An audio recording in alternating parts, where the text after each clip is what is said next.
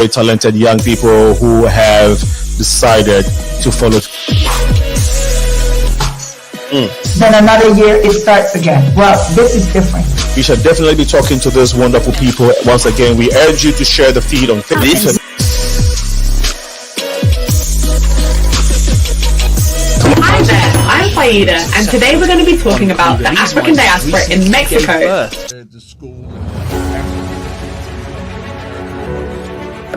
Whether UK likes it or not, I have to leave this country. I became a member and a chief of the Vice Lord all in one day.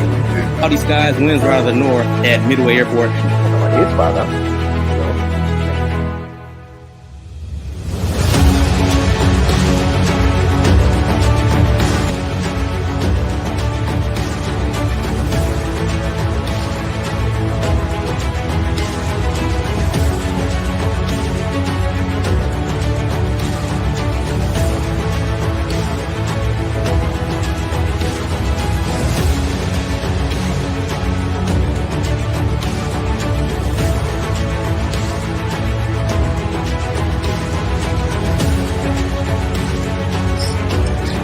Rice and beans. Okay, kids, we have had to come to an end of this beautiful set. Yes. So we are tired. It's not about this. This is the inside account of a week that brought the Rainbow Nation to its knees. Right, essentially trying to implement into this.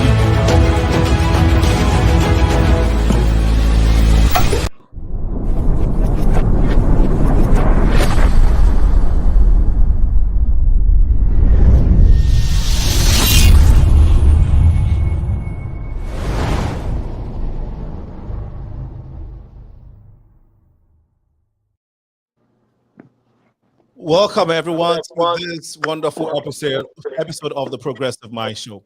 We are glad that you joined us this beautiful Sunday afternoon. It's a great day in the city of Chicago. This is where we are located, the Progressive Mind Show. We're live now on Facebook and on YouTube and Twitter as well. Currently, we're being carried by our Afro Star radio station and online Pan-African radio station on the East Coast. We are glad to be coming your way indeed. Today is June 5th, 2022. We decided to talk on to discuss this topic because it is what everybody is been dealing with now, coping with life after the pandemic. And I'm sure that you all have your personal stories. Of course, this afternoon we have a few brothers and sisters in the community who have agreed to join us this day to share their stories regarding their ways of dealing with the pandemic, or actually their reality coming from the pandemic. And I think we're having some feedback here, so please pardon us as we are trying to get this afternoon episodes going. Without much ado, my name is Alinko. I'm the host of the Progressive Mind Show, as always, and very soon we're going to be having guest co-host Dr. Ron.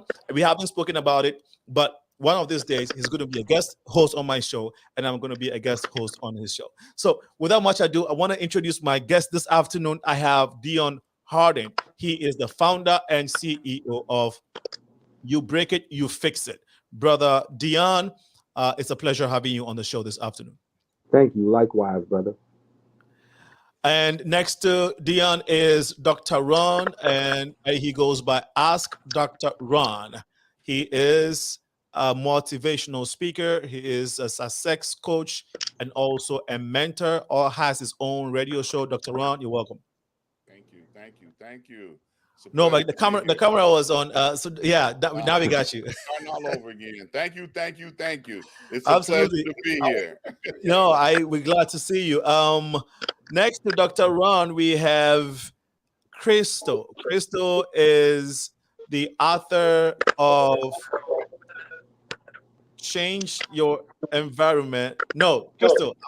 Change your focus, change your life. There you go. Change your focus, change your life. She is the author.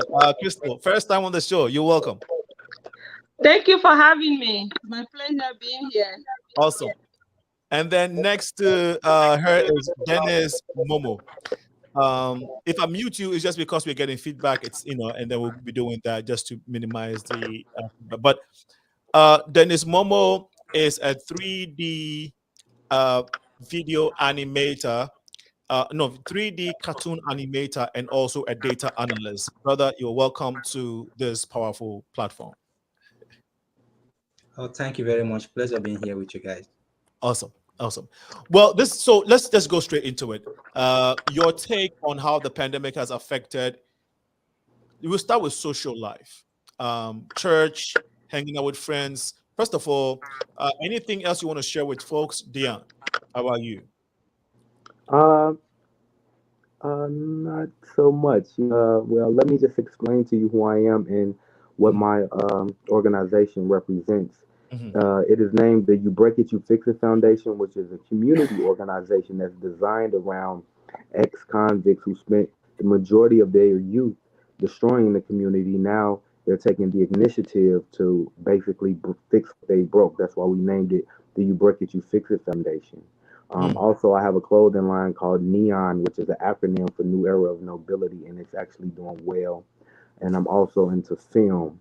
I'm in the process of filming a movie called Shy Rick, which is a consciously motivated movie that's basically expressing the life of youth in Chicago.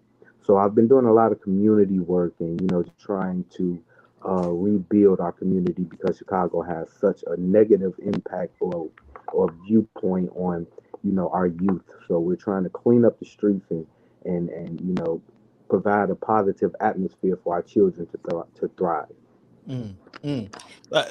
Very powerful. Brother Ron, anything you want the audience to know about you? Well, I think that, if the people will go over to my website, ask-dr-ron.com, they'll find out that I am on a multitude of broadcast platforms and guest appearances throughout the week and throughout the month. And I try to bring informative information and entertaining information to people who tune in, who follow me on a regular basis. And, sometimes it ain't easy, being me, but I do the best I can every day. Thank you for a great intro. Crystal.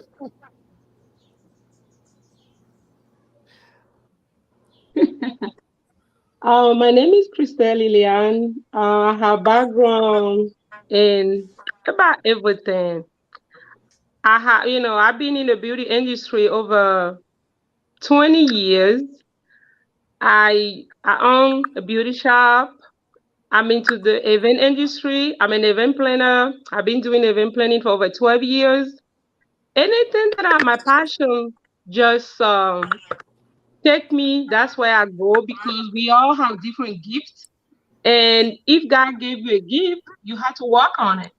And around the pandemic, I had to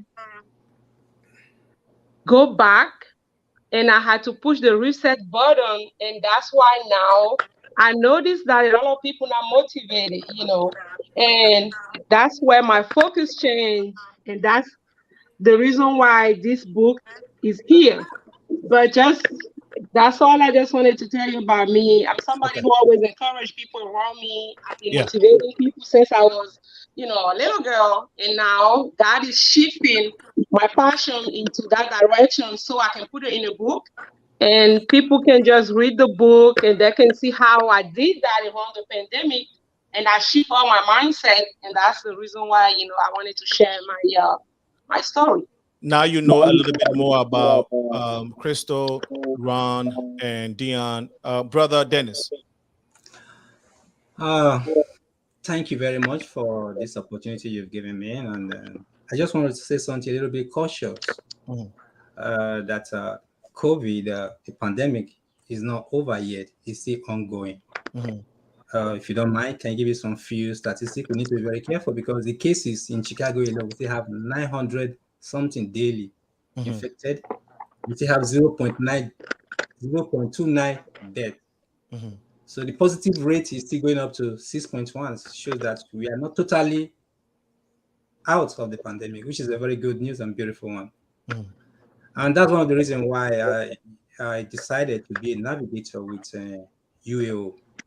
Why UAO? Because they've really been assisting our community members. Okay. Can I go on? Yeah, you can go on. Yeah. Okay.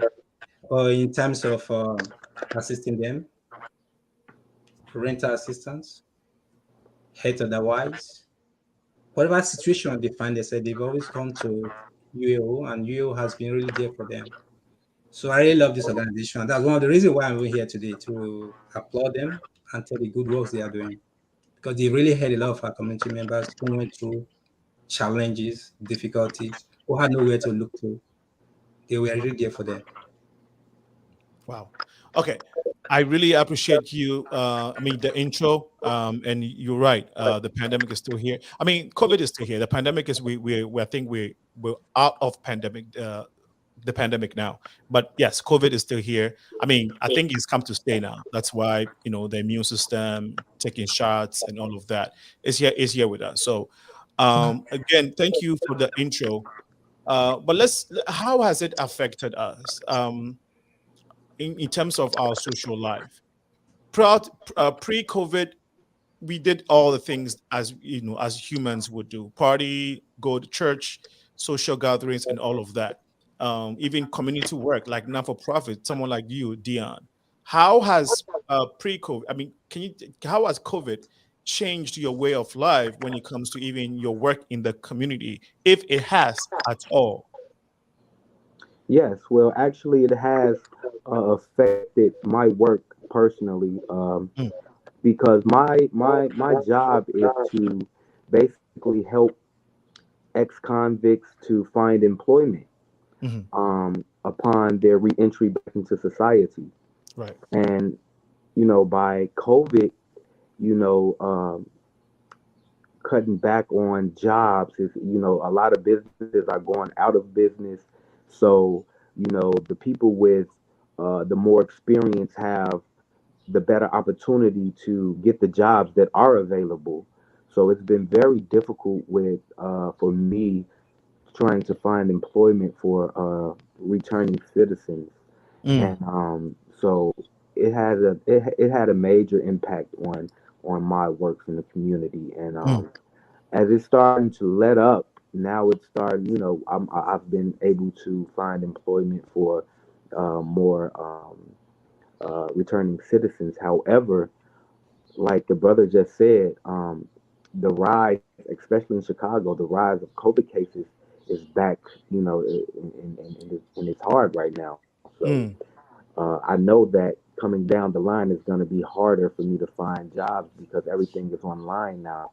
And 9 times out of 10, most returning citizens don't really have access to computers, or they don't even have the technological literacy to actually, perform a job, from home, like a remote job. So it's very difficult. It's been very difficult, but we've been pushing along, and we're firm in our effort to curb recidivism. Are you personally? Are you back into your routine when it comes to social life? The way you used to hang out with friends, go to parties, even if you're a religious person, the way you go to your places of worship and all of that. How has that been for you? Okay. To be honest with you, brother, COVID didn't really stop me. I wasn't afraid of COVID. I have a strong belief in the Almighty Creator, and I believe that what is will to be will be. So I never really was the type of person who was afraid to go out or afraid to socialize in public areas. So it never slowed me down to the point that it caused me to alter the nature of how I move. However, me not being able to enter or to socialize in social settings per government restrictions or whatever, that was most definitely a hurdle that I had to figure out how to leap over. I really didn't like the mask thing, but I obeyed. But it really didn't affect me at all, other than me being able to find employment for those who need it. No, gotcha. Dr. Ron. Yes. So I was just trying to find out. I mean, you know, but when it comes to your work, I mean, I know you have a podcast, but I don't know if you have any other thing that involves or that requires that you step outside and mingle with people and all of that, and if and how COVID affected your social life is basically what you're trying to find out, if it did in the first place. Well, I'm gonna say this. You know, being one of the older people on the platform, I don't, know everybody's age, but yes, it definitely altered the way that I looked at things and the way I approach things. You know, I'm gonna say this. Probably, I'm gonna get all kind of public health officials knocking on my door, but I was not one of the people that went out and got in line to take one of the COVID vaccinations when they came up with a vaccination. So in the beginning, when illness began to make everyone sick, they came up with a plan, and the plan was, wash your hands, wear a mask, keep your distance, and that would save people's lives. And I adapted that action plan early on and kept it all the way through. Now, I'm basically retired except for the work that I do with my broadcast. So it was very easy for me to set up my studio at home and work from home. Like my studio is a safe haven. I cut down on the amount of people that I had coming around me, and I still cut down on the amount of people that I have coming around me. So how it affected me in the very beginning, I looked at how the numbers and the statistics came out, and the group that was targeted with illness the most was my demographic, senior citizens, and people of color or African American or, Black, whatever you go by this week. Those are the people that were coming up sick and dying the fastest. So I targeted people and tried to educate people and tell them, look, don't be a statistic. We hit a 1 million mark of people that have passed away from dealing with this disease. And just like the brother stated a little while ago, the numbers are going up. It's not over. And I don't think the pandemic is over. I think that we had this very same false sense of security on last year when they open up the communities and the world and say, oh yeah, come on out and spend your money and come on out and party with us and come and hang out. People had cabin fever, they ran outside, and a lot of people got sick, and a lot of people are not still here. So, I have to safeguard myself a little bit more than you young people. You young people can go out there, get sick, and survive. I have to be a whole lot more careful because I'm in that targeted group, that was coming up dead, and believe it or not, I'm a man of faith as well. Like Dion said, I'm a man of faith, but you have to also be a man of wisdom.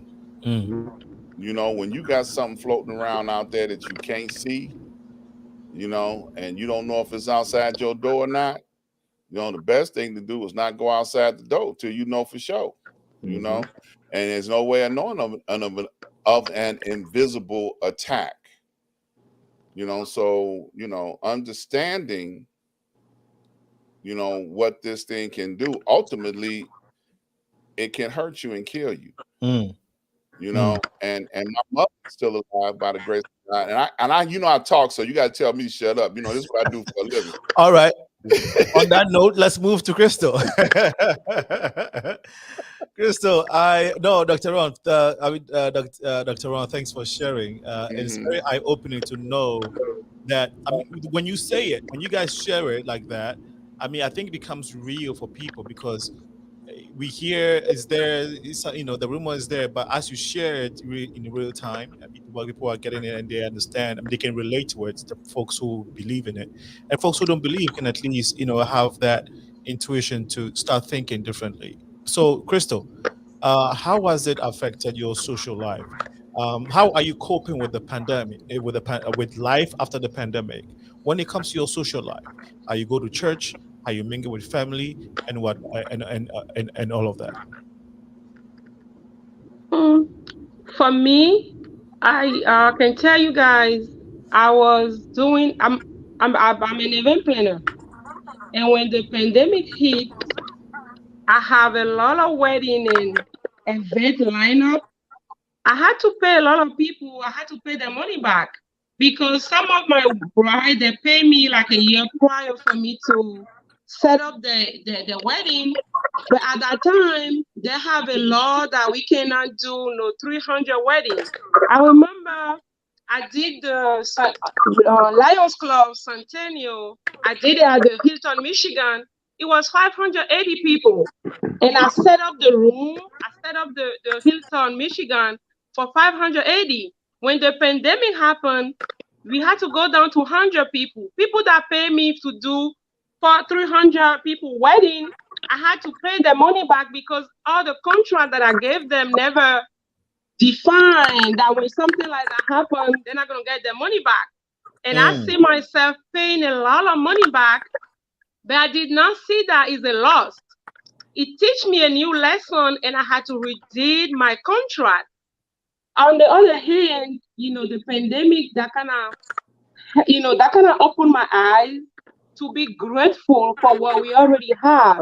Before the pandemic, we always going after money. God blessed us with a lot of, blessings, but we still going after, and we were not celebrating what we already have. When the pandemic hit, I became mindful. I became grateful, thankful, because a lot of people lost their life, and I'm still here. Every single day I wake up, I just thank God that He woke me up. Because so other people wanted to wake up, but they're not here. So many things that I changed my mindset. I start creating awareness around me. I start teaching people. I start telling them, when you put your focus into something that came negative, not every storm is here to destroy you. Some storms are here to teach you a lesson that you're not listening or you're not learning from. Right. Now, so are you able to still do your business after the pandemic? Are you still able to do the event planning? Are you still able to meet with friends and go to church? No, not like before. After the pandemic, after the pandemic, my mindset changed, and we start creating mini wedding. Mini wedding is in your backyard, maybe in your basement, or maybe a small get together. People that matter to you, those are the people that we start doing the event with, and those are the things that I learned. My vision was being clear because I was distracted before the pandemic. I was all over the place. When the pandemic happened, I start being mindful. I stay away from negativity. I start seeing a lot of things clear, Okay, so you now do mini parties, you said, instead of large parties. Okay, yes. So definitely this is how you are coping and adjusting with life after the pandemic. You've had to adjust the way you do business. Your numbers have reduced drastically. That's yes. wow. Yes.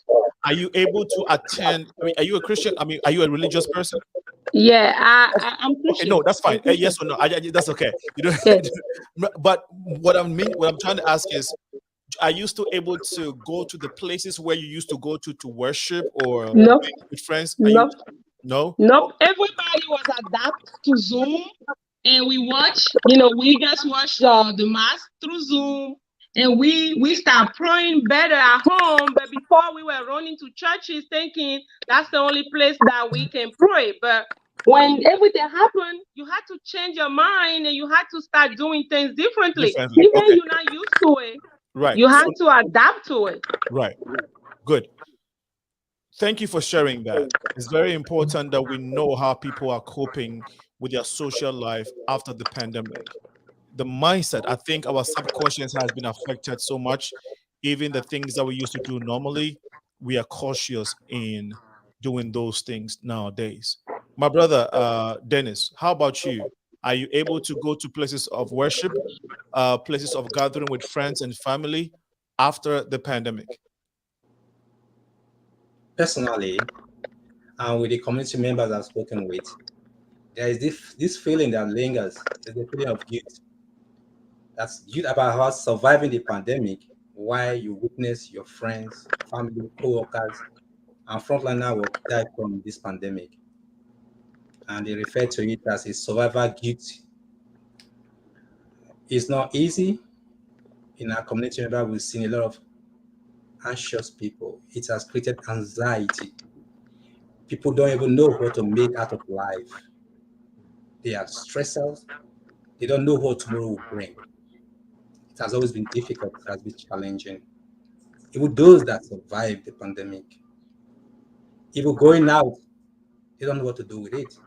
Where they put on masks, observing the rules, they don't even know if that will help them out. But I just want to mention one thing, that the pandemic itself has not always been negative.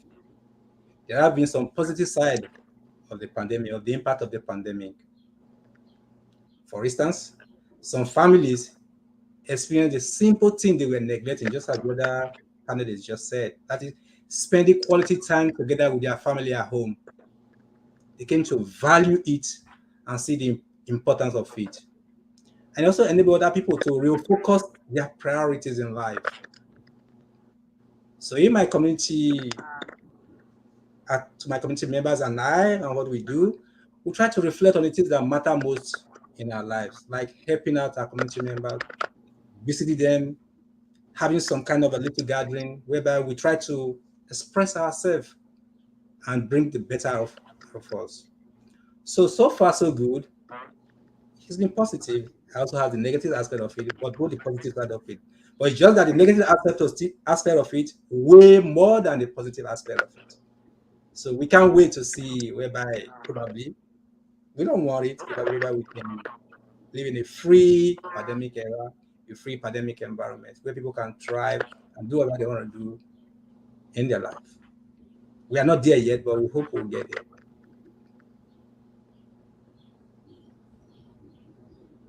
Hello? Hello? Can you hear me?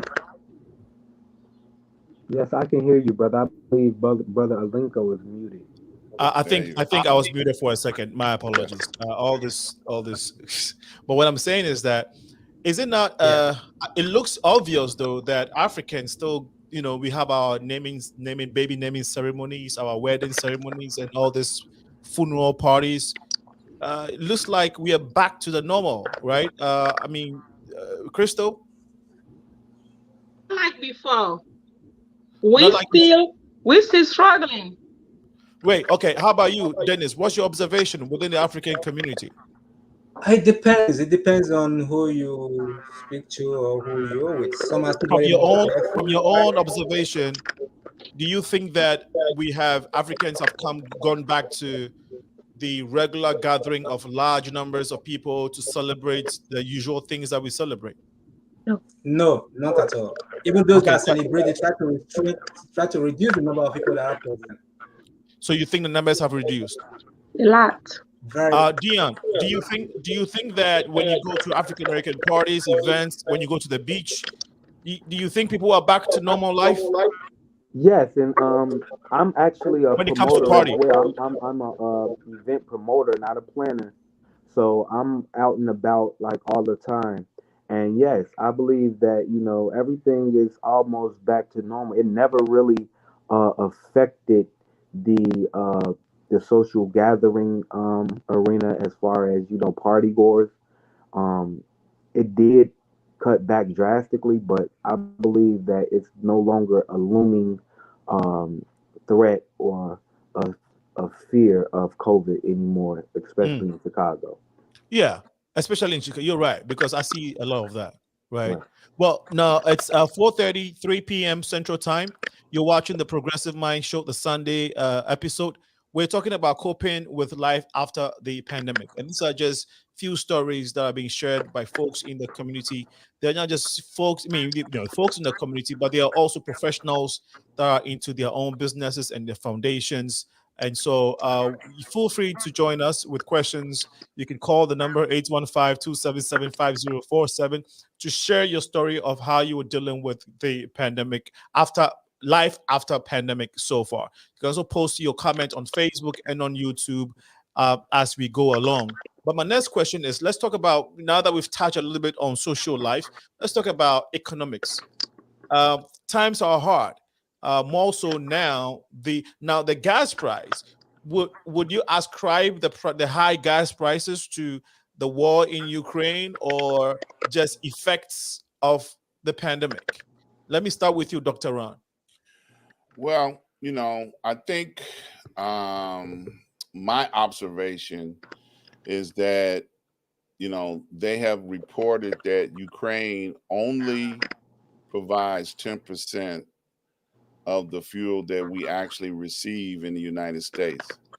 Well, if only 10% of our gas has been disrupted, then I don't think the war has that much effect on what the gas prices is.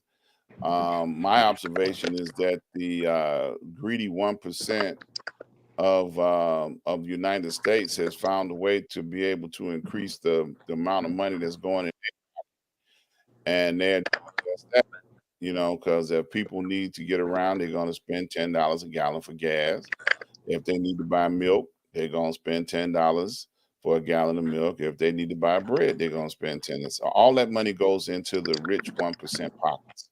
So that's the reality check of where the money is actually going. Now, do we have a large problem where we don't have petrol? I don't know how many gas stations you all have gone to and found that there was no gas available at the station.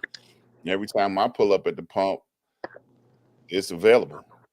So if we're having such a tremendous amount of shortage on petroleum or gas to be available, then it would be reflective on the consumer level. Okay. And I'm not just seeing it.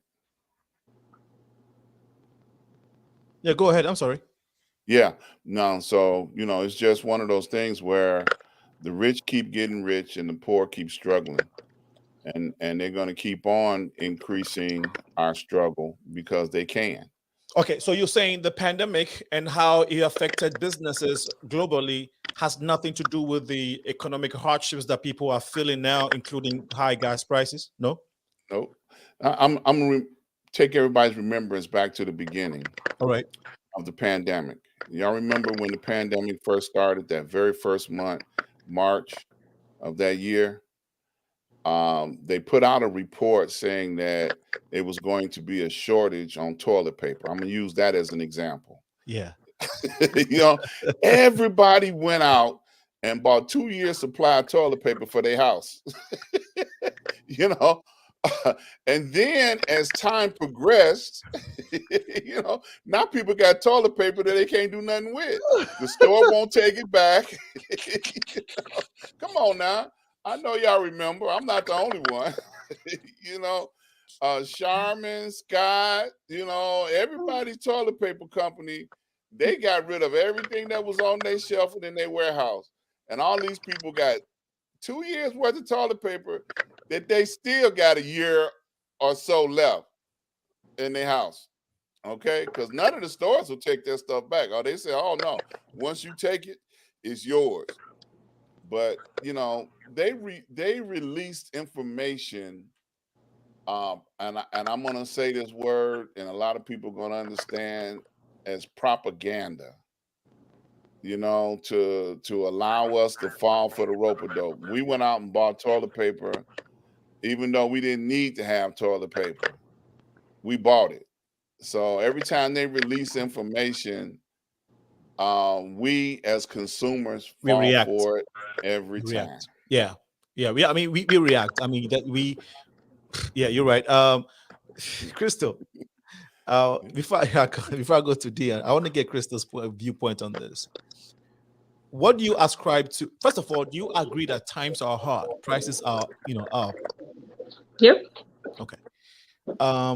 Of course. And so what do you think is the reason? You watch the news, but from your own judgment, from the information you get from the news and the the things you listen to outside, the people you talk to, what is your own take for the reason or this economic hardship that even the United States is facing, let alone countries like places like Africa and all. Your view on that, please. From my point of view, I can tell you the pandemic has a little bit to do with all the price inflation, because I have this, I'm into event planning, and also I'm into import-export. What I noticed, we used to ship containers from China to United States for, let's say, 5K. When the pandemic happened, all the prices went to $20,000. And you're gonna bring a good from China to America. It used to be 5, now it went to 20. Now you have to charge according to the price that you pay for the shipping. And for me, all the prices going up has something to do also with that aspect. Because we can have no products in America if you don't pay that much of shipping.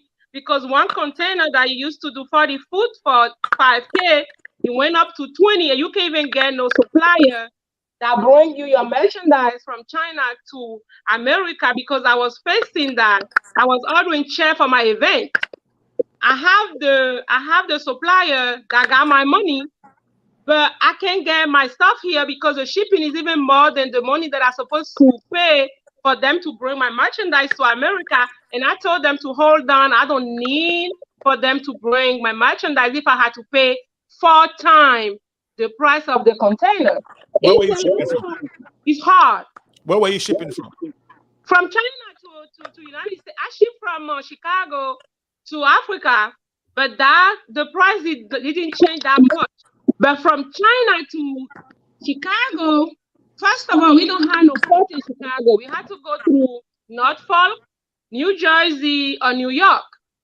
For you to get your container here, for the agent to bring it to Chicago, is so hard, and the price was 3 or 4 times. Hold on one second. I think, Crystal, I'm sorry, but I think we get a lot of feedback, so it's making we hear what you're saying, but there's a little bit of crackling in your from your feed. So pardon us. I didn't mean to interrupt you, but let's see if we can. I'm gonna just go out. I'm gonna just go off and come back in. Let's see if it works better. Okay. Okay. So as you do that, can I make a suggestion? Yeah. Crystal, do you have an earpiece? Can you plug your earpiece into your phone? No, I'm not sure it's me. I'm not sure it's me. No, he's asking if you have a earpiece, you can use your earpiece instead of talking directly. So if you use your earpiece, it might cut down the feedback. Okay. No. So let's try that. Let's try that. Dion. Yes. She is into business. She's talking about. She just shared a story. For you, economically, I mean, the gas price. Do you also agree that times are hard and there's inflation and things are so expensive? Do you agree to that? Most definitely. How are you coping with it? I'm coping with it by basically calling audibles whenever, like, for instance, I have a clothing line, and I also ship my merchandise from China. I outsource. Some of the manufacturers for my clothing line are, located in China. And just like the sister said, the cost of shipping has risen dramatically. So at the end of the day, the price hike trickles down to the consumer, which causes even more and a deeper depression. And so how I've been coping with it is I've been learning and manufacturing a lot of my own material, just as this shirt. Like, if I could turn my camera around, which I don't want to do, I can show you I have basically my own little workspace here where I create a lot of my own materials. And also, I totally agree with Dr. Ron. I believe that the pandemic isn't the cause of the economical devastation. It's greed, it's politics, it's manipulation. I have a strong distrust in the media in America, the government in America, because they have been known to be very decisive in their actions to the populace. So I really don't I don't too much, like, for instance, when he said that the price of toilet tissue went up when they tricked everybody to go and buy toilet paper. I didn't budge. I wait. I sit back and I watch.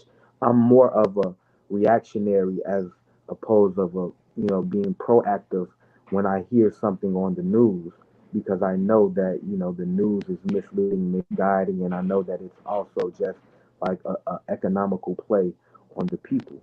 So yes, to answer the question, the pandemic has caused a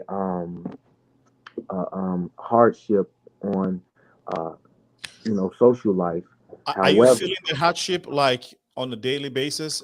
You being an entrepreneur, I mean, yeah, you have to do with payroll and all of that, or it's just basically you acquiring the materials and stuff, and that's why you said you now have to do some materials yeah, yourself. most definitely, it most definitely has placed a fork in the road for all businesses. Mm. Um, we all have to adjust to the prices and gas and everything. So yes, it's most Mm. definitely affected me personally on an economical level. Dion and Ron, you said this is all. This is not a catastrophe. This is, a manipulation of the system. Crystal and Dennis, do you believe that? Do you believe what Dion, I mean, what Ron and Dion are saying when it comes to the system being manipulated, so the regular folks can be the victims and suffer? Basically, do you believe that? I'm sorry, Crystal. Crystal, go ahead. Partially, I believe that because, at one point I stopped watching the news because every day when you turn the news on, I think they create the news to scare people. And those are the people that scare is, the middle class. Mm. And to find my sanity, I stopped watching all the news channels so I can be focused. Because when you wake up and you hear the news, it's like somebody is coming to get you. You're gonna die. All the news that they send out there is just to scare us. And other than the other point that I wanted to say, they find this marketing strategy to get people, because when they tell you the toilet paper is going to be over, you have to go and get some. When they tell you there won't be no water, you're going to go and get some. And that's a marketing strategy, and they know that it works. That's why they use it, and we all follow that at that time. Okay. Now, Dion, I know you have to leave in a little bit, but I want to ask you this. With your organization, you said you break it, you fix it. Yes. Where did that come from? Can you tell us a little? Can you give us a little bit detail about that? Did you break anything yourself, and you're trying to fix it in Chicago? Most definitely. I was I grew up in Chicago, on the south side, in the Inglewood area, in the Audubon Gresham area. My parents were addicted to, drugs, both of them. And I ultimately became a product of my environment. And I ended up doing 13 years in the federal penitentiary. I've been home for 2.5 years. While I was incarcerated, I found a new purpose for myself. I longer wanted to be a part of the problem and I decided to become a part of the solution. And I believe that it all starts with accountability. Um, we have a natural tendency to try to blame our problems on outside influences and outside sources. We never look within uh, and criticize ourselves for our own uh, cognizant decision to make bad decisions. So if you break it, we should not have to rely on law enforcement, the judicial system, the religious communities to fix what we broke, because they don't have a solution. And that's been proven, because we're even in a worse state than we were since since the rise of violence and drugs and everything. So I personally believe that if we want to see a change in our community, we have to be the change that we want to see. So that's why I named my foundation the You Break It, You Fix It Foundation, because we are taking the initiative to fix what we broke. The state representatives are not out here committing crime. The judges, the politicians, they're not the ones that are shooting people, selling drugs. So why should the burden of change fall upon them? No, it should it should fall upon people who are actually doing it. So you break it, you fix it foundation. We are taking the initiative to do the work. How many people do you have in your foundation now that you're working with? I have 75 young men and women who I work with on a regular basis. And we're yeah. And what's their age? What's the average age? From 15 to 62. And we try to focus our attention on the youth and the elderly because they are the ones who suffer the most from the destruction that's caused by individuals like myself when I was actively committing crime in the streets. So we and women, children, and the elderly are our main focal point. What do you do with them? Okay, for instance, I have a group of 11 young boys who live in my actual neighborhood. They are currently a part of the street gang that I grew up being a part of, and we're from the same neighborhood. So they are basically active in the arena that I left behind for them. So now I'm mentoring them every day. I'm with them. We're hands on, and we noticed that a major part of the violence and uh, um, mental health issues come from a deep depression that's caused by poverty. When you have a group of young, frustrated young men and women who have no access to resources, jobs, and things of that nature, it creates a negative thought process. So that's why we have been working diligently to find employment for them. Like, Okay. for instance, one more thing. In the city of Chicago and in Illinois, we have summer jobs for children, where as it's like first come, first serve.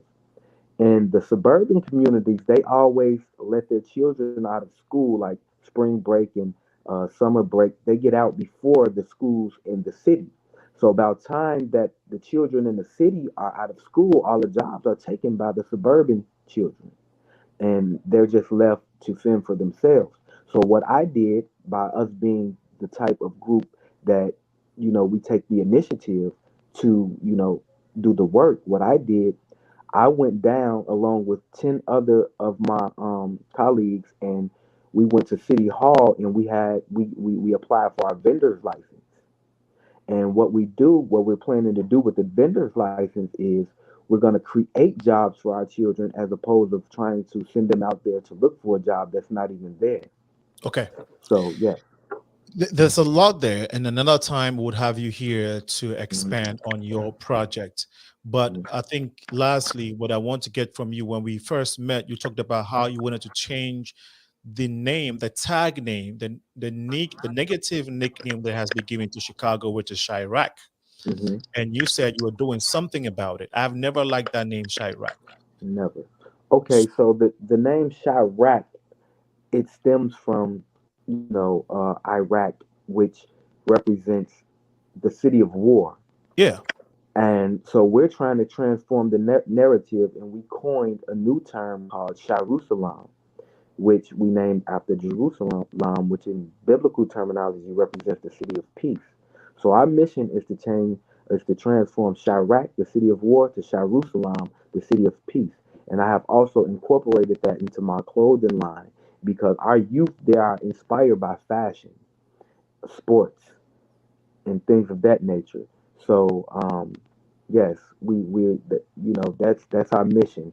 We're trying to do away with Chirac. Yeah, I know. Yeah, that's what happens when you use your phone. The calls come through and Yeah, that was a interrupt. call, and that was actually one of the youth that I'm working with now. Okay. He was just calling me, but I'll talk to him in Okay. a second. But yes. I know great cause, man. Great, and I love the changing the negative name, the negative nickname Chirac to Jerusalem. Yes. And whatever way we can all promote that positivity, we already started, when we met. And so if you have a flyer, send it to me. I'll be posted on my social media page. I'm gonna know Crystal. Crystal is up to that. Dr. Ron, we'll all be sharing your flyer and this message. And we'll also hope that it will promote your website so people can buy your t-shirt. It should be the name. It should be the thing for now. It should be the theme that everybody be using in Chicago. This summer, let's go with Jerusalem. Jerusalem. I love that. Yes. Give us your Instagram, your social media page as you're about to leave us. I don't know if is that one of the t-shirts you're trying to show us? Yes, I was. Yeah, I was trying to grab one, the Jerusalem. If you can. Oh, here it is, right here. This Okay, is it. while he's doing that, I want to. Okay, I think he has it up. I'm sorry. Okay, it's Neon, the acronym for New Era of Nobility. That's the name of my clothing line. And if you can see, we have a Egyptian theme in respect to the ancient Egyptians who are our ancestors. They were nobles, dignitaries, royals, kings, queens, and princes, but somehow we lost our way. That's why I coined the name of my clothing line, the New Era of Nobles, the New Era of Kings, the New Era of Queens. And as you can see at the bottom, we have the term Jerusalem, which represents a city of peace. No longer coining Chirac. Yeah. Guys, Dr. Ron, you've heard a young man, Crystal, Dennis.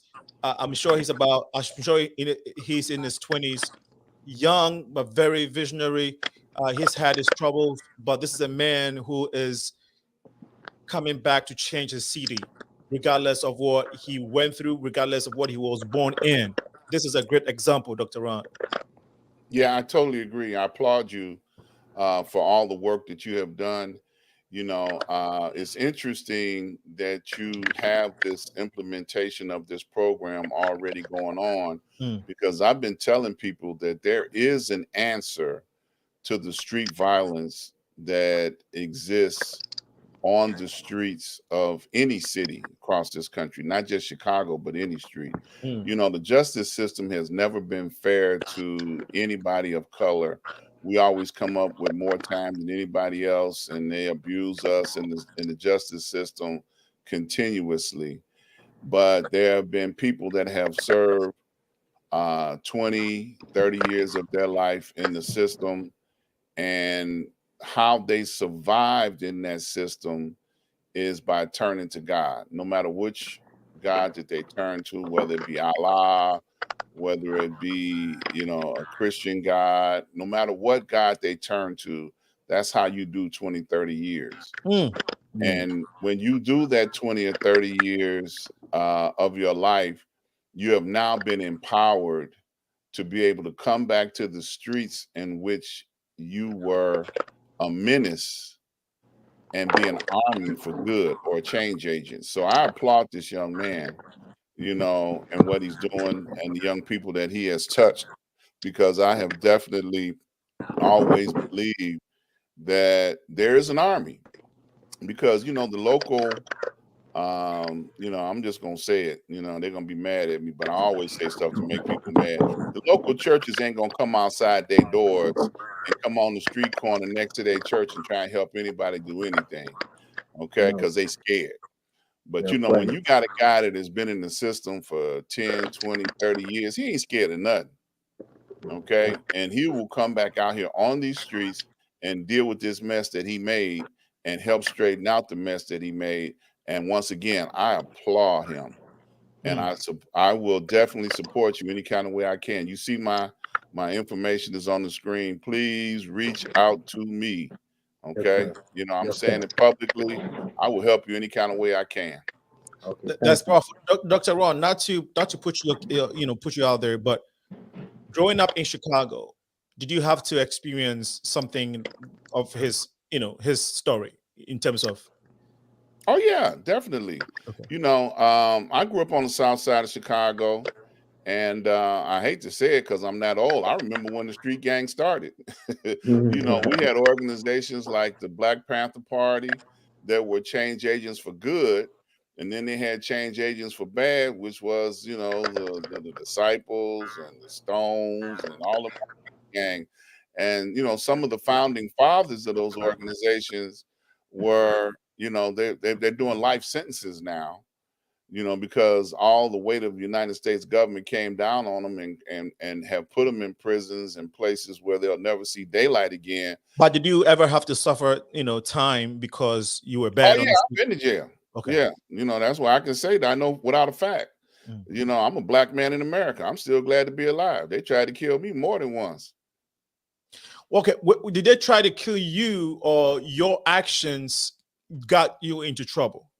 Well, I'll say it like this. Being a businessman, they can turn anything into a crime. Okay. Okay. So, being a businessman, I would be doing things that I know that are business.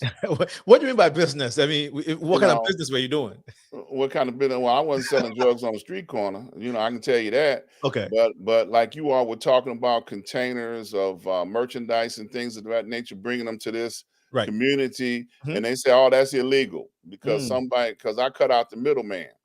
Got you. Okay. Gotcha. So when they say, "Okay, well, you're a criminal," I had to explain to my mama, "No, I'm not. I'm not a criminal. I'm a businessman," and that's all I was a businessman. Right. So I understand how the justice system is corrupt on a whole lot of levels. Okay. Right. So I understand. I understand how the federal system will just say, "Hey, either you take this time or you go to trial." I wrote a letter. Okay. To let me say this, and I'm gonna let you I wrote a letter to Dick Durbin, who is our senator, because he's the head of the Judicial Committee, on how unjust the federal justice system is. Okay. Dion has to go, but without his, give us your last words before you go, Dion.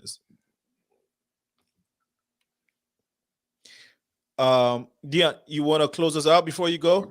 Yes. Yeah, go ahead. Yes. I'm sorry. Yeah, I have to go, guys. No. Yeah.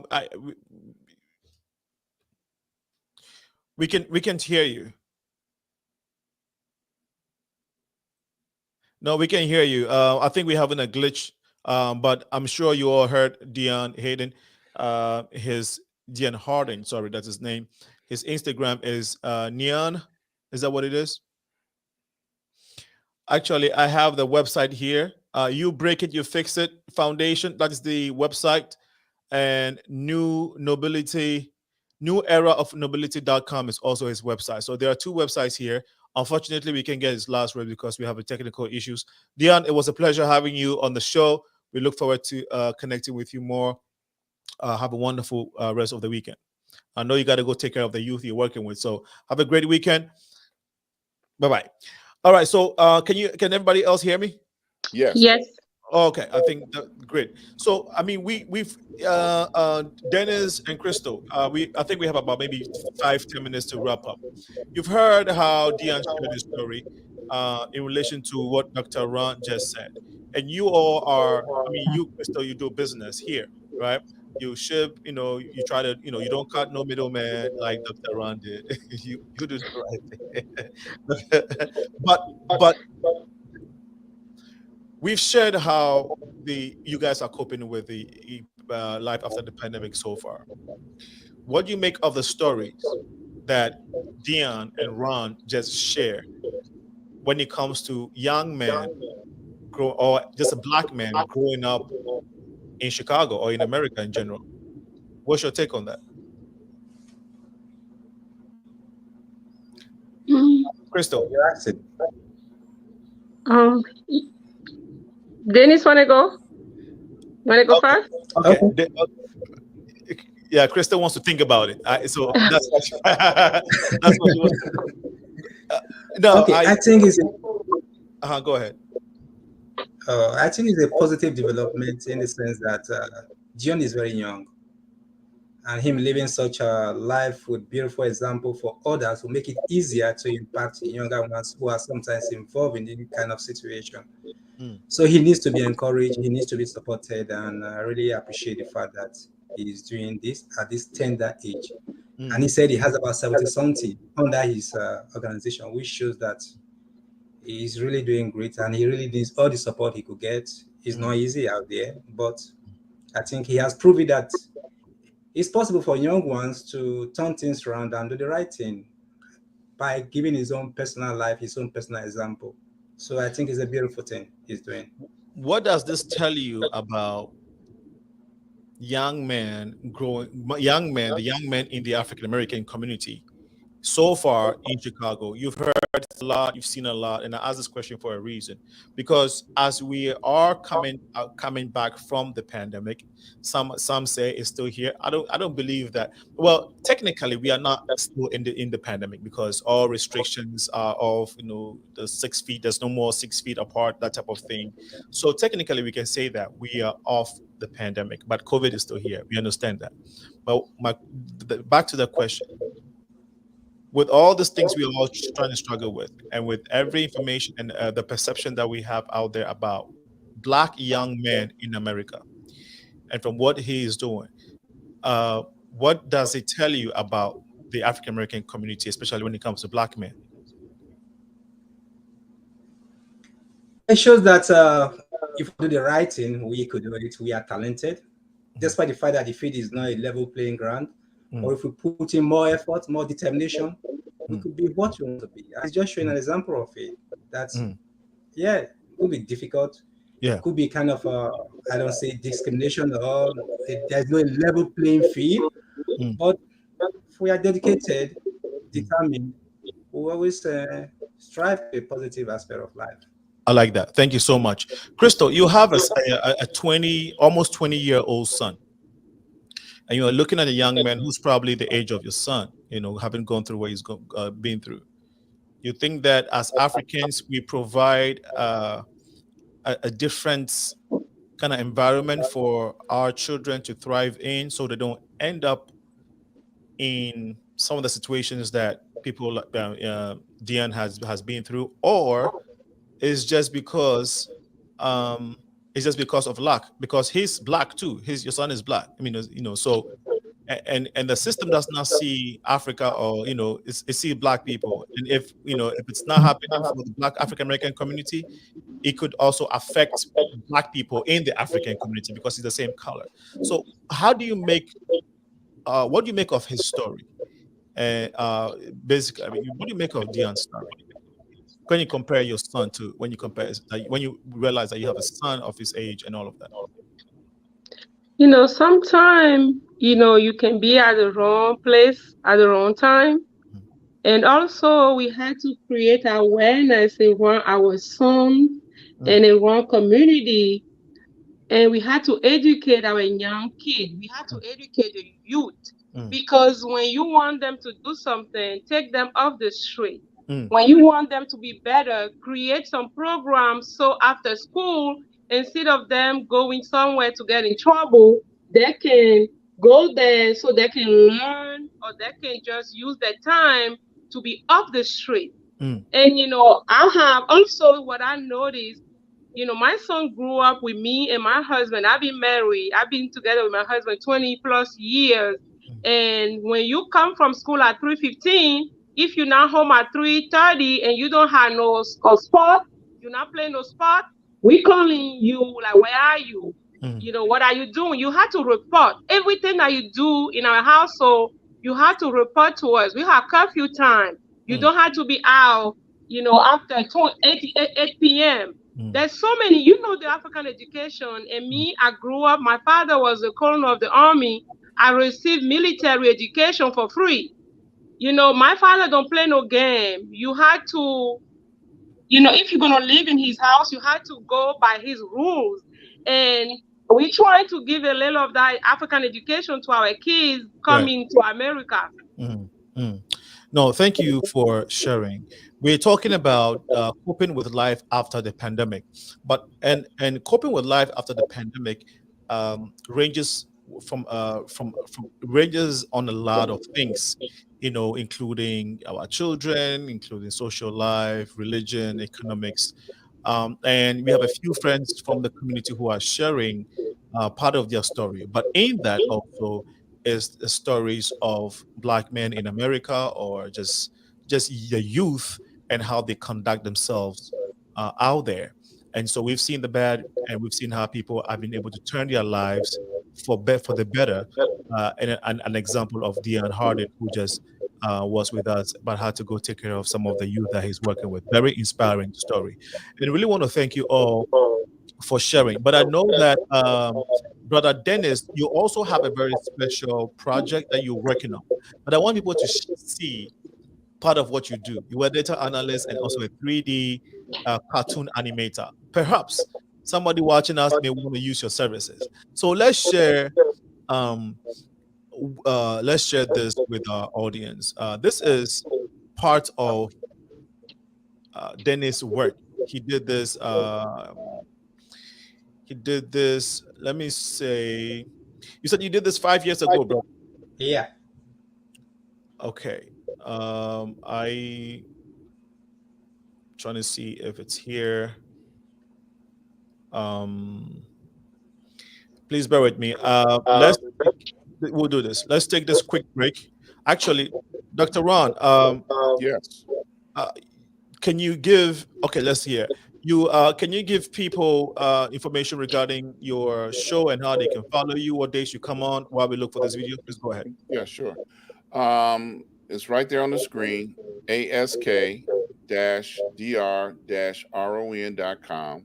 You can go over to my website and you'll see all of the broadcast times, the locations where I'm at, and when I'm on. Most of all my shows are now going live on YouTube, but I post it on Instagram, Twitter, Facebook. You can reach out. All my contact information is on my website, and you'll be able to communicate with me directly. If you have a show idea and you would like to come on the show with me, you're more than welcome to reach out to me. I would love to have you on the show. I'm very easily accessible. You ain't got to go to my people. You can come directly to me, and we can, hook you up, give you an opportunity. You got it. You got it. You got the commercial. You got the. Bonjour. I'm sorry. I think I'm still working on it, but okay. All right. Yeah. But yeah, you can reach out to me. Yes. Here's what I want to ask, though. Here is what I want to ask. Yes. People are saying that things are very tough. Last year, maybe for the past 2 years, when Trump was president, he gave us some stimulus package. He rolled out some things to cushion the lives of Americans who were struggling due to the pandemic.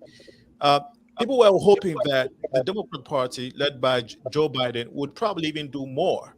Now, we've had gas prices for about $5 or now $6 in some states for about 3 to 4 months now. Do you think that the Democrat Party, which the Black people love so much and always support, is taking care of them the way it's supposed to? Because the government is not. The gas prices is crazy. Like, people are barely, people are struggling to survive, and it's real.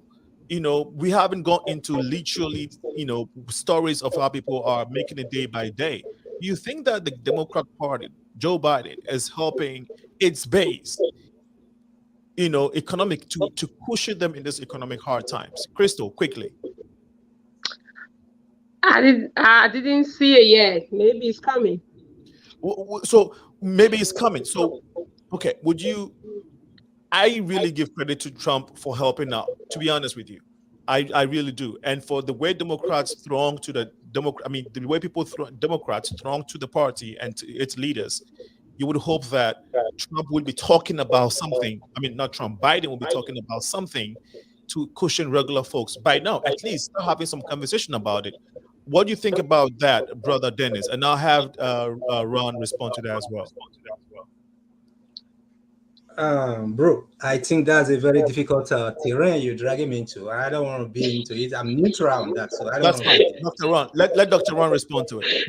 Well, you know, one of the problems with the Democratic Party right now is that they're always reaching across the aisle trying to get the support of the Republicans. Everything that the Democrats tried to put in place, the Republicans have blocked it. They have this procedure that they don't have enough votes to get it through, and nothing gets done. Now, I find that very hard from my understanding, because they just gave away billions of dollars to Ukraine. That's what I'm saying. You know, instantly. Republicans, everybody was on board. We're going to send weapons and support to Ukraine, and they got on board and they did it. Now, when we were trying to get, and this one hurt me to my heart because I'm a senior, when they were trying to get that last relief package through for the seniors, the Republicans stopped and said, no, we're not going to do it. So, you know, the government is made up of two parties, the Republicans and the Democrats. Now, Trump took care of the 1%ers. He gave them tax breaks. And those very same people that he gave tax breaks to are the ones that are raising the price of fuel, raising the price of milk, raising the price of bread, and they don't care if we eat or not. But Dr. Ron, though, Dr. Ron, if jobs in order to buy a loaf of bread, come on, man.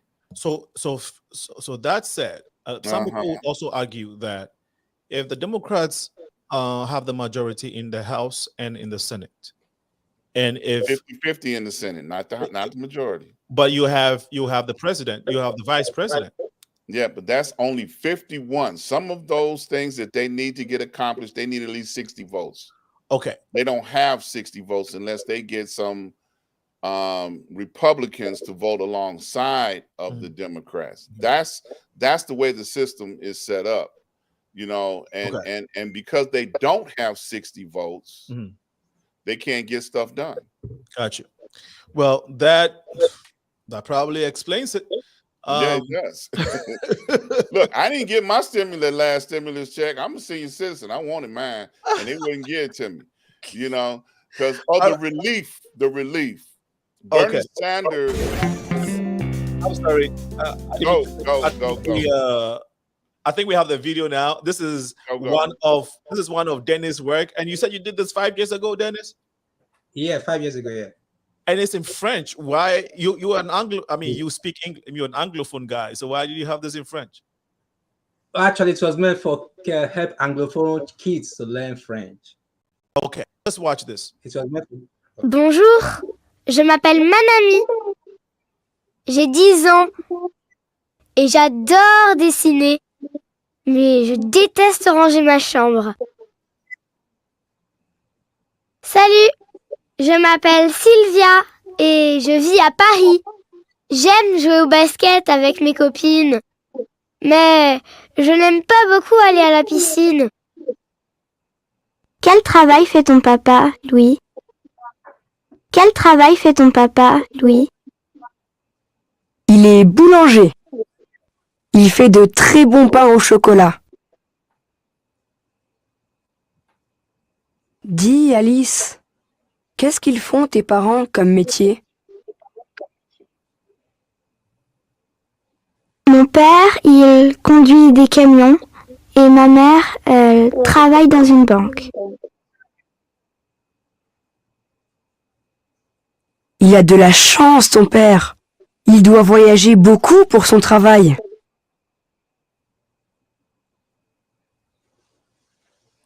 Okay, so that I just wanted us to enjoy this little little piece of what Dennis does. So this was done from scratch by your company, Dennis. Yeah. Yes. If you were to do something of this, so I'm sorry, go ahead. Yeah, it was done by my company. Yeah. Okay, sorry. I thought you said something that I did not hear. But if you were to produce something like this for somebody, how much would it cost? Of course, in English. It depends. 3D is a little bit complex because you have to take into consideration the scene, the length, the character, the background, even the sound. So a lot of things come into consideration. It depends on the storyboard, what they have in their storyboard. I mean, their draft, what they want to do. Right. So for a content like this seems very simple, you know. So for something like this, you know, you want to, how much is it? Just so people can know. If people want to have, it's great. It looks beautiful. It's not simple. It's not simple. No. What I mean is, is something of this caliber, right? Yeah. With not too many characters and you know and all of that. Yeah. What would be the price for something like this? Actually, we don't. How we work with the scheme. Your scheme you bring in. That means your storyboard you have, and we try to see what you want. Okay. So some animation could be much more animated, that much more dramatic. That's everything has to go into it. So I can't really tell you the price for it. It could be less expensive. It could be more expensive. So it depends on the content you're bringing in. What are your price ranges? See, go back to the same question. No, what I'm saying is not this video, right? So let's say if somebody has a budget of $20, would they be able to get anything done for them when it comes to 3D animated cartoons? It's not possible. It's not possible. Okay. I would just give. It's not possible because for a job like this, you have a lot of people involved. Let me just explain to you what are involved in this kind of a job. Okay. You need the script writer, the sound. Then you need somebody to draw out the skeleton of the person. Then you need to model. After that, you have to give him the skin. You have to give him the bones. Yeah. You have to ring the bones and the skin together. Mm-hmm. Then you have to animate whereby the person talks and all the rest. Now you have to do the pre-production. And after animation, you have to take it to another set of department whereby you do the color, put in the background, put everything together. So it takes a lot of time and a lot of work. So it's not easy to just mention it. Okay, I got it. That's understood. How long have you been doing this? For more than 15 years now. Okay. So is that a company that what's the name of? Do you have a company that runs this, or is this something you do on the side? Step Ahead is the name of my company that runs it. Okay. Step Ahead is the name of the company that runs it. Is there a website you want to direct people to, or you just started and you don't have it yet? Yeah, on this, I have a website, but it's not in English, it's in French, because most of our jobs were dedicated to French learning people.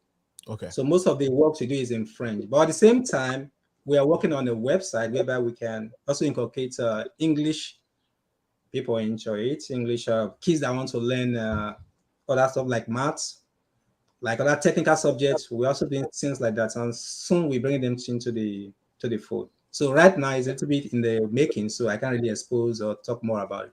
Okay. Do you speak French? Very well. I'm not very well. Yes, I do speak French. Did you learn French in Nigeria? Yeah, I did. Okay. Yeah, I learned French in Nigeria. The reason why I ask is a lot of Nigerians go to Benin. I mean, because Benin is very close, or Cameroon, so they go learn and they pick it. But you learn it in school. In Nigeria, yes. Okay. I was taught French in school because Ghana is surrounded by French-speaking countries. So they teach us French from a very young age. I try hard, but I can't speak it. I have cousins who speak it, but I can't. So kudos to you. That's very admirable, and to be bilingual. And apart from that, you speak other African languages too. So that's beautiful. Crystal, I'm sure you would appreciate this cartoon a lot because you speak French. French is your first language. Yes. International language. Even though we're Africans and it's not supposed to be our first language, but it's our first language. That's our story for now. But what were they saying in that video in a nutshell? Crystal? Okay. No, is a good way to teach. Let's say somebody living in America, like my kids, they were born here, and my son will be 20, my daughter will be 18. We talk to them in French at home so they can speak French. They can take French as a second language in school. We did a wonderful job. We sent them to Africa. They went to school there. Now they're taking AP French in college and also AP French in high school. What he did is a really wonderful job. Kudos to you. It's not easy to keep up with French. French is difficult if you want to keep it up. But, you know, if he's doing that, it's a wonderful project. And, you know, he needs to continue because a lot of people need that. Yeah. Awesome. In a nutshell, what were those kids saying? They were presenting the parents the parents' job. You know, they were just talking about the family life. What is your parents' job? Where they're working at, you know, what did your mother do? You know, it's kind of like nice if you wanted to learn French, you start from that. Okay, so basically, oh, that's beautiful. Thanks for explaining that. No, Dennis, that when I saw it, I was very impressed. And if this is a 5-year-old project, then I want to see the 2022 project.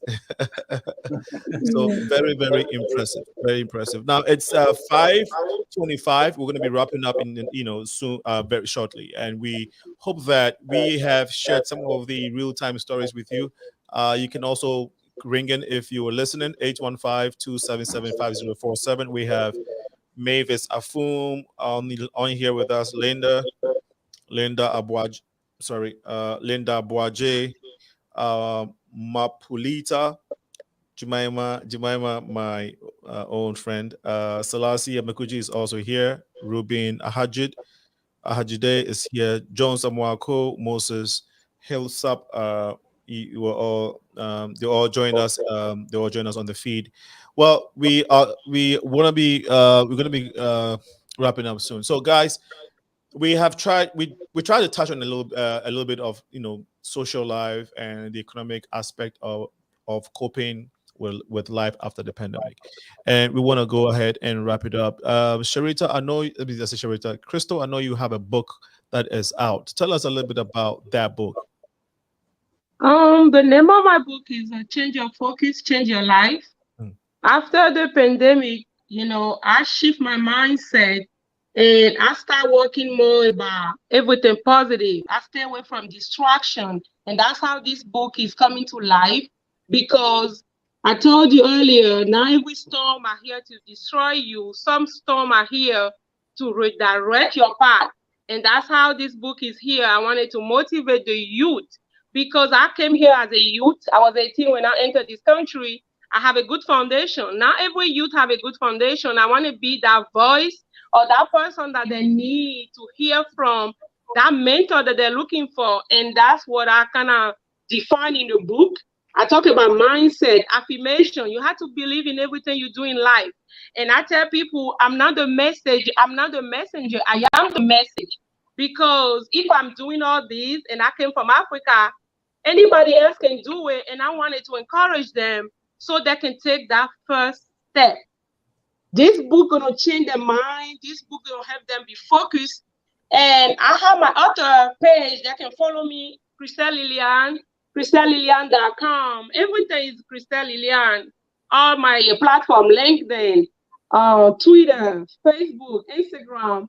And I love the process, and also I love this new journey because I want to impact so many immigrants that talk like me, look like me. I want to tell them it can be done. Thank you. Part of your story is also you fighting cancer. Can you tell us a little bit about it? I'm a cancer survivor. I'm a 15-year cancer survivor. And I think my daughter was 11 months when I was diagnosed with cancer. And fighting cancer is like, I tell people, cancer not going to kill you, but your weak mindset going to kill you. That's why you had to work on your immune system. You had to change the way that you think. You had to work also on everything that you bring in, because so much stuff will come to you, but you decided how you make them affect you. And that's what I learned when I was going through chemo. And society forces us to go through pain, not to talk about it. I wanted to change that, and I wanted to talk about it. I wanted to be that person that somebody going through cancer need. They need a hug from you. They need you to tell them it's all right. Everything that I did, and it helped me. I wanted to tell them what to do when they hear that decision about, oh, you were diagnosed with cancer, what to do after that. You know, I want to be that voice. You know, I want to be that person that they need to talk to. That's why I have so much in store for the youth and for anybody who want to learn from me, because I'm a survivor. Wow, thank you for sharing. You have shown that you are a survivor through the work that you've done, some of the work that you've done, which I have seen, and also this powerful book that you have written. God really richly bless your heart. So we will bring the show to an end. It's 5:30. We said we're going to do an hour and a half, and so we've been able to take care of that. Dennis, I really appreciate your time and for even this work that you have shown us. What it shows is that Marvel, you know, the Hollywood Marvel is also here in Africa. We have people who can do what Marvel is doing. I know you do that. I know you can do all of that. The only thing is that it's pricey. It's pricey. These things are not cheap at all. But if you need one done, contact Denis. How can they reach out to you if they need something like this done? My email and have my phone number. Yes. What are they? And it's stepahead.com. You can also get to stepahead.com. Okay, you want to give the email out, or you just want them to go to the website? Okay, the email out to be much more faster, and I will receive it immediately. Okay, so what is the email? Okay, it's Denis Momo. The same email I sent you, denismomo@gmail. Hello? Yes. You send it to me, but I want the audience to hear it from you. Denis Momo, DENIS. Yes. MOMOH 97@gmail.com. Okay. All right. Thank you so much. Well, we'll bring the show to an end this afternoon. My name has been Alinko. My name is Alinko. I have been your host of the show. Now, let's take our last words from this great guest, and we would see you next week, Wednesday. We will start from Dr. Ron. You want to close us, Dr. Ron, please? Yeah. Thank you for having me on the show. I appreciate and I applaud all of your guests on today. It's a pleasure meeting you guys. I hope that we'll have an opportunity to see each other again soon. And I encourage everyone to be, continue to be uplifted in this time that we're in, because we are in definitely a trying time. Thank you for having me. You absolutely, definitely. Thank you so much for sharing that with us, Dr. Ron. Denis, I know we got your plugin website, but perhaps you have some last words for us. So we'll take that and we'll go to Crystal. First of all, I need to thank you, the host. Putting it all together is not easy. I know the efforts and challenges it takes to put on a show like this. I really appreciate it, because you're giving us not just the opportunity to express, not just us alone. I mean, the community behind us, behind the 4 panelists that came, they have a lot of people who are giving them the opportunity to share their word with us and how we can better the life of our community members and also be a better person for each other. So I really say big thank you to you, and also big thanks to the panelists who, despite their tight schedule, were able to make it and give us the best of it. Thank you very much. I appreciate being here. It's a pleasure having you, Denis. Crystal. Thank you, Alinko. I applaud you. Thank you for the opportunity for doing this, because we are creating awareness around community and we educating, community. That's the reason why I love what you're doing. And I told you I want to be like you when I grow up, because I look up to you. You don't know how many people is attached to what you're doing. That's why we cannot give up. So many people win is attached to what we're doing. Crying is acceptable, complaining is acceptable, and giving up is not. Thank you for the opportunity, and thank you for everybody on this platform, sharing their story and talking about this, this topic. Thank you. It's been a pleasure hosting you guys. As always, I'm always humbled to hear and learn from very smart, intelligent people. From the work that you do, alone tells me how deep and thoughtful you guys are. And so to be able to, have a conversation is always a pleasure and a humbling moment for me. And I really, really don't take it lightly at all.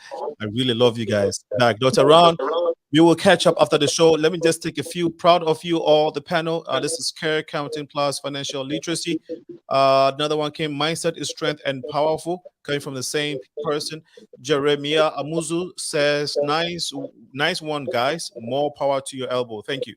And this one is from Great Job, Dennis Momo. Very impressive, from Sherry Spot. We also had this one from the Palawanian. True, English very important. Co-host at Dennis Momo. I am from Philippines. Okay, great. He says that makes my host the Progressive Mind Show. Okay, that's okay. Thank you so much for that comment. And then he said another one here. Thanks, Dr. Ron. Good advice. Hello, you all. Co-host Crystal at Dennis at Alinko. Okay, so the Palawanian, you have been very great this evening. Thanks for your shout outs. This one is from Richmond. Peace, family. Richmond, peace be unto you as well. Now, enjoy the rest of the Sunday. Get ready for next week, this coming week. I think we're done with the cold, right? For now, officially, we're done. Chicago is down with cold for some time. Until maybe October, November, then we can get ready for Chicago weather is the bipolar weather. You don't trust that weather. But talking about the weather being good, the exchange ceremony, for those who have been following, we have changed the date. We have announced it severally, but the exchange ceremony has been date has been updated to July 16th, partly because Rainbow Push is having a big convention from June 18th through 21st. It's going to be at the South Shore Cultural Center here in Chicago. So we needed to shift the exchange ceremony to July 16th. Nothing has changed. Still food and drinks from 4 to 6. The show starts from 6 to 9 p.m. where you're going to have Africans, Caribbeans, African Americans, Latinx, South America. They are all going to come. Each community is going to take turn on stage and perform a beautiful dance that is peculiar to that community. This is how we change. This is how we exchange our cultures. There's going to be awards. There's also going to be a high point of the evening, which is the coronation of Reverend Jesse Jackson as a chief, an African chief. And we have local chiefs representing different African countries in Chicago that are going to come. We also have one prominent king from Africa who is coming.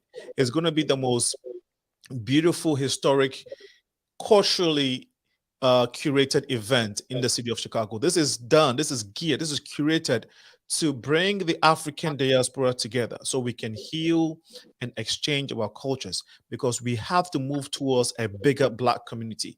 That is the most important conversation for every Black person, especially in the diaspora. Well, thank you all for your time. I appreciate it. Brothers and sisters, see you sometime soon. And I can't wait to see you, the July 16th. Oh, yeah. I will be there. Absolutely, Crystal. We're working together. We're working together, So, I want to show being a queen for you to know how to, change, fix your crown. You had to know that you were queen. I was born a queen, and I wanted to adjust my crown on the 16th. And then Dr. Ron everybody. And then Dr. Ron will adjust his crown too. He's a king. All of us. We are kings and queens. Exactly. You have to know before you can act like it. And I want to teach the youth how to adjust their crown, because I want them to know that they're born a queen and king. Wow. Okay. We're looking. Bye-bye, everybody. Dennis, you are muted. You were saying something. We can't hear you. I said, I was talking to Christelle. Is it on hard copy or on the soft copy? I mean, your book, soft copy. No. Right now is downloadable, but we're working on the copyright. I'm working on the ISBN number. It's like maybe a couple of more months. Everything will be okay. Then I can share the link where people can purchase the book. Okay, I really want to see it. I really want to see the insight and thoughts about it. I want to see it. Okay, I will let Alinko know about the, when I finalize. I want everybody to get that book because, we all have a story behind everybody's face. There's a story hiding behind it. And I wanted to encourage a lot of people to put their story into a book so it can give other people hope.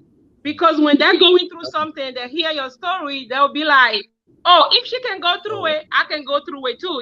That's the only reason why, I'm writing this book. It's beautiful. Powerful stories in there. Well, thank you. And good night. Bye-bye. Remember that to whom much is given, much is required. I've been your host, Alinko, and we shall see you next week, Wednesday, 6 p.m. Central Time. Have a wonderful evening. Bye-bye. Thank you.